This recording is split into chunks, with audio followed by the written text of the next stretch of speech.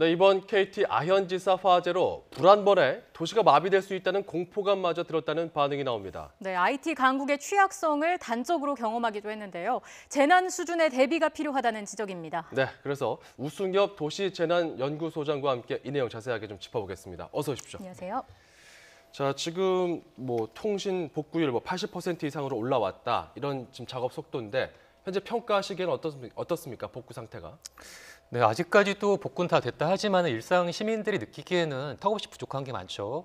그러니까 우리가 사는 세상은 인터넷, 또 스마트폰이 생각보다 깊숙하게 연결이 돼 있고 중요도가 높기 때문에 사실 여기에서 문제가 생기면은 복구도 좀 오래 걸리고요. 예. 또 이제 KT에서는 이 복구를 했다 하더라도 또 현장에서는 피해 점검과 또 이제 테스트 이런 데에서 시간이 많이 걸리기 때문에 네. 시간이 좀 늦게 걸리고 시민들 체감도 늦어질 것 같습니다. 예.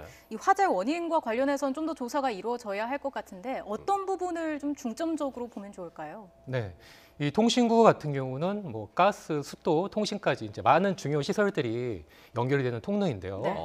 그래서 이제 우리가 처음 이 화재를 겪은 게 아니라 기존에도 84년도라든가 종로라든가 또 2000년 여의도에서도 비슷한 사건 사례가 있었습니다. 예. 또 이제 화재가 발생했고 또 서울이 이제 마비가 됐는데 그 안에 이제 소방 시설이라든가 또 감지기, 화재 감지기 이런 시설이 있는데 이게 이제 어떤 원인으로 그게 문제가 돼갖고 작동을 안 한 건지 혹은 그게 빠졌거나 네. 부족한지 이런 것들을 좀 시간이 걸리더라도 좀 천천히 해서 원인을 꼭 파악해서 다음에 또 안 일어나는 게 이제 더 중요하다고. 어떤 가능성들이 있을까? 예를 들어서 그 통신 전선의 피복이 벗겨졌다든지 네, 충분히 아니면 가능하죠. 어떤 식의 문제가 좀 생겨서 이번에 네. 그 통신구 같은 경우는 지하 6m에 이제 매설이 돼 있고 길이 같은 경우 수십에서 수백 미터까지도 연결이 돼 있습니다. 한 500m까지는 자동 소화 시설이라든가 또 감지 같은 것들이 있는데 네. 요 구간 같은 경우는 100 몇십 미터 돼 있고 화재 구간은 80m 정도 되기 때문에 그 시설이 없었어요. 그래서 이제 그래요. 네, 그래서 그런 것들이 많이 이제 찾아보고 점검을 해야 되는 거죠. 많은 걸 좀 들여다볼 필요가 있어 보이는데 이곳이 사고가 나게 된다면 피해가 커질 것이라는 예상이 충분히 가능했던 곳이 아닐까라는 생각이 드는데 여기에 방화 설비가 소화기 한 대밖에 없었다고 해요. 네. 저번에 이제 고향에 그 유로 비축구 폭발 사고처럼 예. 그때도 풍등이 날아가고 이제 폭발이 있었죠. 네네. 우리는 이제 그 사건을 보지 못했다면 믿기 힘들었을 텐데 이번 사건 같은 경우도 아마 비슷한 원인이라고 저는 이제 생각을 하고 있습니다. 이제 오래돼서 지하에 있는 시설들이 낡고 또 수분에 계속 접촉을 하다 보니까 접촉 부분이라든가 또 전선이 피복이 노후화되고 그런 이유 때문에 이제 어떤 사고가 난 게 아닌가 생각이 네. 되는데 예. 하지만 소방법적으로는 이게 500m까지만 그 이상 되는 구간만 그런 장치들 소방 시설이라든가 또 CCTV가 이제 설치가 되기 때문에 그보다 짧은 구간은 이게 작동이 설치가 안 돼도 법적으로는 크게 문제가 없는 거죠. 예. 그래서 이런 것들도 이제 찾아봐야 되고 또 이렇게 이제 전선이나 어떤 통신 시설이 된 곳은 스프링쿨러가 있으면 안 됩니다. 이 물을 뿌리면 오히려 더 큰 문제를 일으키거든요. 그러니까 오작동할 때 대비해서 말하는 그렇죠. 거죠. 그러니까 통신 시설에 어떤 물이 닿으면은 예. 스파크라든가 더 큰 문제가 생기기 때문에 예. 가스 소방 시설이라든가 이런 이제 다른 더 고가의 전문 시설들이 필요한 거죠. 이런 곳에서는 불이 났을 때 일반적으로 물을 뿌려서는 안 되고 좀 더 특수한 장비로 소화해야 된다 이런 말씀이네요. 네, 맞습니다. 자, 이번에 그 불이 난 곳 같은 경우는 전국 망에 미치는 영향에 따라서 A, B, C, D 등급으로 나눴을 때 영향력은 좀 낮은 D등급으로 분류가 되더라고요. 네, 근데 그렇죠. 이 정도 등급에 분류가 되는 지역만 이렇게 불이 나더라도 네. 영향이 좀 큰데 다른 곳에서 만약에 불이 난다면은 어떻게 될까? 아찔하다는 반응도 있거든요. 그렇죠. 그러니까 전국에는 큰 그 공동구가 19개 정도가 있고요. 예. 또 민간이 설치한 것들은 거의 셀 수가 없을 정도로 많이 돼 있는데 그 중요도가 이제 거리라든가 또 중요 시설이 모여 있는 곳들은 그렇게 A등급이 돼 있지만은 이렇게 약간 좀 외진 곳에 있다던가 짧은 예. 구간 같은 경우는 등급이 떨어집니다. 네. 하지만 이렇게 등급이 낮은 곳에 화재가 나더라도 문제가 생기더라도 예. 이 전체까지 파급이 되었고 문제가 생기기 때문에 이런 것들도 소홀히 하면 안 되고요. 이번에 이제 정부나 KT 쪽이 이런 것들도 잘 세심하게 대비를 세워야 되는 거죠. 예. 예. 근데 스프링클러 같은 경우에는 현행 소방법상 의무 설치 대상에 포함되지는 않았다라고 말씀해 주셨는데 그렇다면 적어도 대체 소화 설비는 또 있어야 하는 게 아닌가 이런 생각 들거든요. 그렇죠. 그게 큰 숙제라고 봅니다. 그러니까 오래된 시설 같은 경우는 한 번에 다 바꿀 수가 없기 때문에 또 이제 지하에 있는 것들은 이제 눈에 보이지가 않고 또 문제가 터지기 전까지는 관심이 없기 때문에 네. 천천히 차근차근 해야 되는데 전 이번이 이제 약이 될 수 있는 기회라고 이제 생각을 합니다. 예. 아무래도 뭐 비용이 제일 큰 문제일 것 같은데요. 그 비용 때문인지 그 인력을 좀 감축하면서 안전관리 부문에 좀 소홀한 것이 아니냐 이런 지적도 나오거든요. 네. 요번에 화제가 난 아이언 전화국은 뭐 지사나 지국이 아니라 폐쇄 전화국이라고 합니다. 그러니까 그 안에 어떤 KT 이제 직원이 아니라 외주 파견 업체, 유지 보수 업체가 근무를 하고 있고 예. 이제 그렇게 해서 이제 문제가 생겼던 것들이죠. 특히 팀장급 이상 전문가가 있어야 되는데 그것도 아니었기 때문에 예.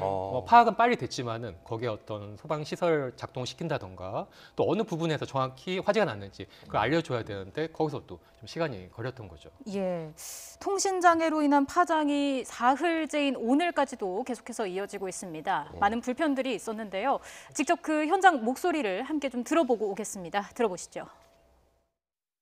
카드 결제가 안 되고 현금 결제만 된다는 문구를 보고 발길 돌리시는 분이 많아서 저희가 원래 주말에 나왔던 매출보다 거의 반토막이 난 상태고요.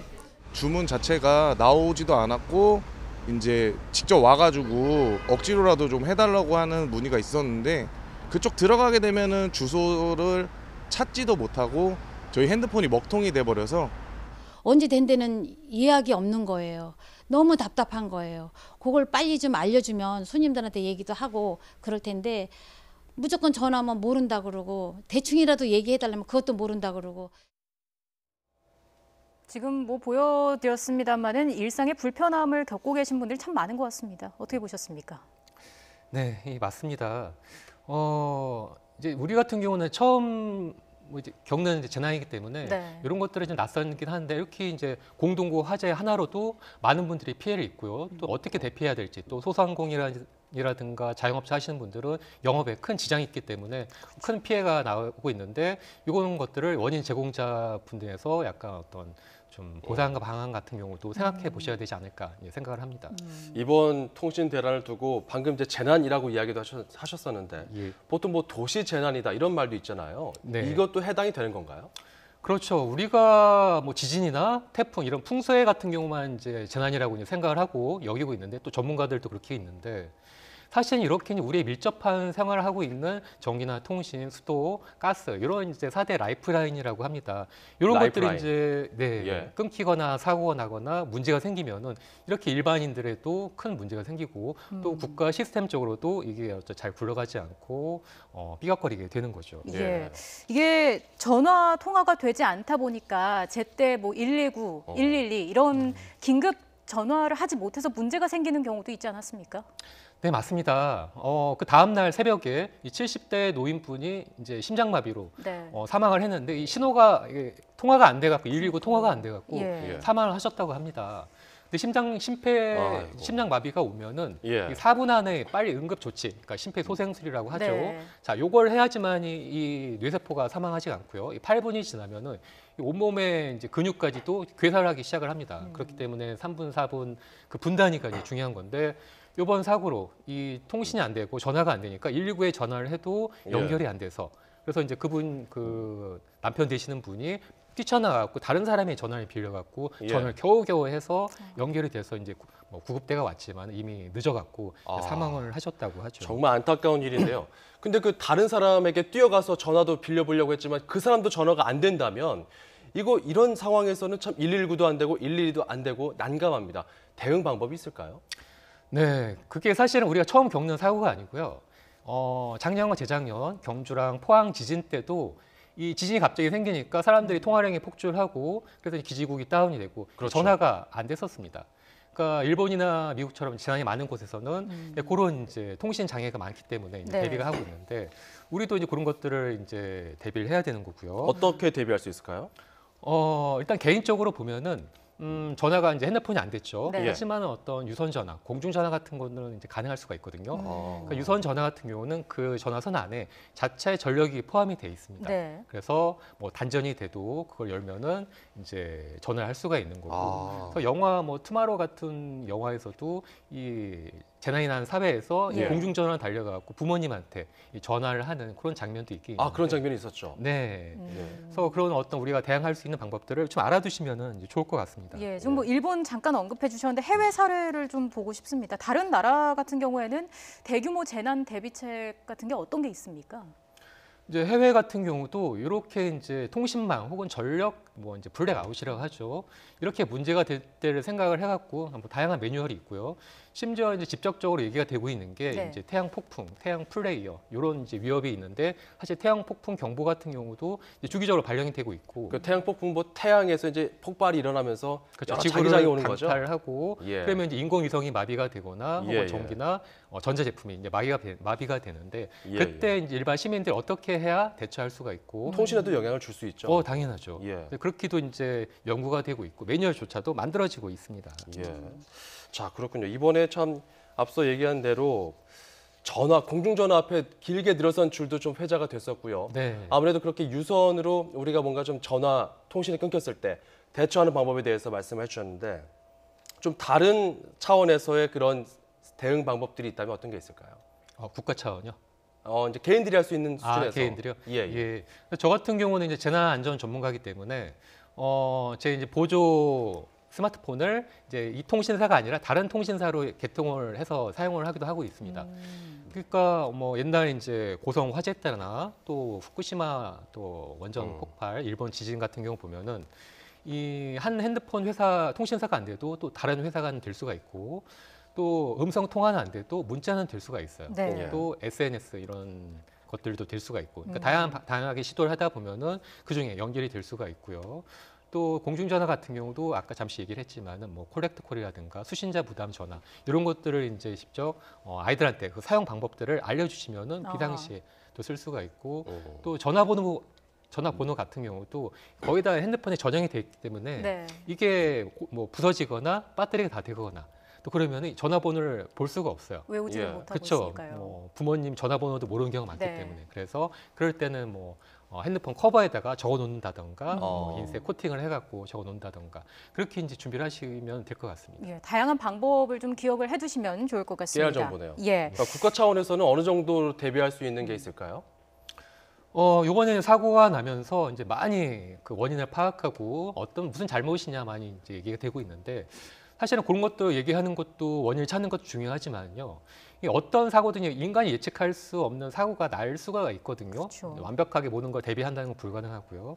그렇기 때문에 차라리 이제 그런 것들을 현실적으로 일어날 수도 있다, 부작용이 일어날 수도 있다 이런 것들을 인정을 하고 빨리 대응할 수 있는 그 뭐 대비 시스템이라든가 조직 같은 거라든가 뭐 매뉴얼 같은 것들 이런 것들을 미리 준비를 하는 게 큰 도움이 될 것 같습니다. 근데 사실 이렇게 화재로 인한 통신망 장애 사고가 발생을 할 때마다 대비책이 필요하다, 이게 대응책이다 이렇게 얘기를 하곤 하는데 계속 또 반복되는 게 문제 아니겠습니까?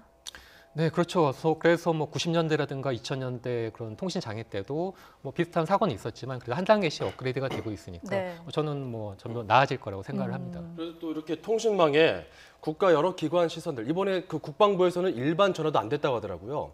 모든 통신 시설들이 이렇게 좀 의존을 하고 있다 보니까 아무래도 이런 위험을 좀 분산시킬 방법은 없을까? 여기에 대한 고민도 필요해 보이는데요. 네, 맞습니다. 2011년 9월 15일 그때도 블랙아웃 비슷하게 이제 발생을 했었죠. 전국에 이제 정전 사태가 났는데 네. 그때도 전국에 있는 이 군부대, 특히 이제 서울에 있는 어떤 중요 시설들이 그때도 이제 전기가 다운이 되니까 작동을 안 하고 또 이번에 또 어떤 경찰서까지 이 정전이 되니까 뭐 112 전화도 신고 전화도 안 됐었고 네. 신고 네. 전화는 안 됐었고 뭐 자체적으로는 무전기를 할 수가 있지만은 이렇게 비상 사태 혹은 심폐소생술로 심장 마비로 인한 119를 이제 도움을 요청하려면은 이 전화가 돼야 되는데 그런 것들이 안 되니까 뭐 경찰 치안 시스템이라든가 또 소방 그런 안전 시스템까지 다 무너지게 되는 것들이죠. 네. 예. 그래서 전국적으로 19개 정도 시설이 있는데 차근차근 점검을 해야 될 것 같습니다. 예. 지금 우리가 살고 있는 사회가 참 모든 것이 다 연결되고 통합되어 있는 그런 사회에 살고 있지 않겠습니까? 네. 많이 발전을 해 있는데 그에 비해서 이 취약점에 대한 대비는 좀 약하다. 이런 지적도 나오고 있습니다. 네, 그렇죠. 뭐 4차 산업혁명, 네. 또 인공지능, 빅데이터. 또 뭐, 빅데이터 예. 이런 것들이 얘기가 되고 있는데 사실 그런 것들은 이런 통신망이라든가 전선에 의해서 작동이 되고 연결이 돼 있거든요. 그렇죠. 그러니까 사람 같은 경우도 이 말초 혈관이 막히면 급사를 할 수가 있지 않습니까? 그러니까 뭐 뇌가 튼튼해도 혈관을 우리가 평소에 이제 관리하는 것처럼 그런 어떤 땅 속에 있는 공동구 전선이라든가 그런 것들도 미리미리 사전 점검을 해야 네. 더 이제 큰 것들 그런 뭐 빅데이터라든가 더 4차 산업혁명 있거든요. 그런 것들도 우리가 이제 순조롭게 하지 않을까 이렇게 생각을 합니다. 그 도시 재난이라 할 수 있을 정도의 다른 사례들로 어떤 게 있을까요?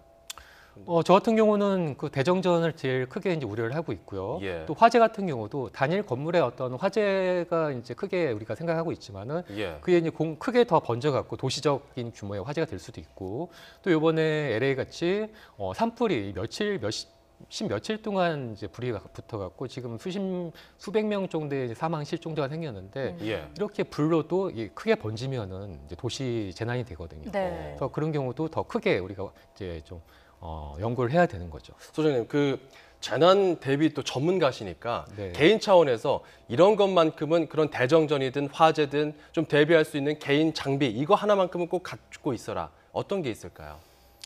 이제 저는 뭐 지진 때도 이제 많이 얘기했지만은 네.